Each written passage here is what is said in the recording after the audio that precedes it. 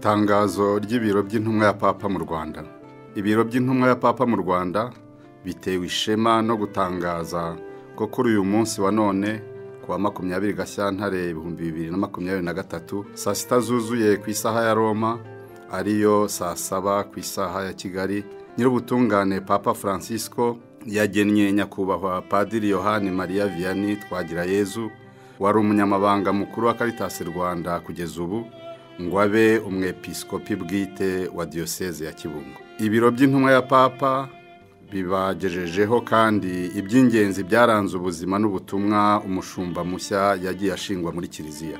Yavutse ku itariki 21 Nyakanga 1960 ku Gisenyi ho muri diocese ya Nyundo.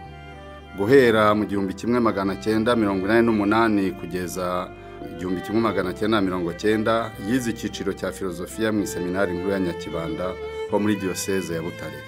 Guhera mu 1990 kugeza 1994 yize icyiciro cya teolojiya mu seminari nkuru ya Nyakibanda ho muri diocese ya Butare nyine. Ku itariki 8 Ukwakira 1995 niho yahawe ubupadiri nk'umupadiri wa diocese ya Nyundo. Guhera muri 1995 kugeza 1997 yasohoje ubutumwa mu maparuwase ya Muramba na Kibingo ho muri Nyundo nk'umupadiri wungirije padiri mukuru.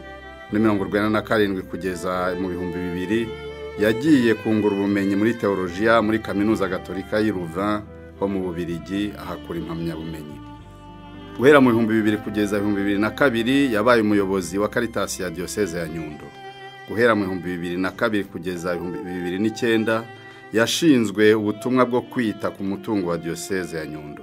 Guhera mu 2009 kugeza mu 2016 yasubiye mu Bubiligi ahakura impamyabumenyi mu gucunga imishinga, ari nako akora ubushakashatsi bwo ku rwego rw'ikirenga muri teolojiya muri Kaminuza Gatolika y'i Louvain mu Bubiligi.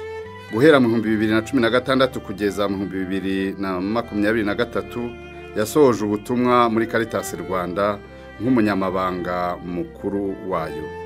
Kuri uyu wa 20 Gashyantare 2023 Papa Francisco yamutoreye kuba umwepiskopi wa diocese Kibungo. Ibiro by'intumwa ya Papa mu Rwanda bibaye bishimiye ibinyamakuru byandika, amaradiyo n'amateleviziyo byo mu Rwanda biri butangaza iyi nkuru. Bikorewe i Kigali kuwa 20 Gashyantare 2023.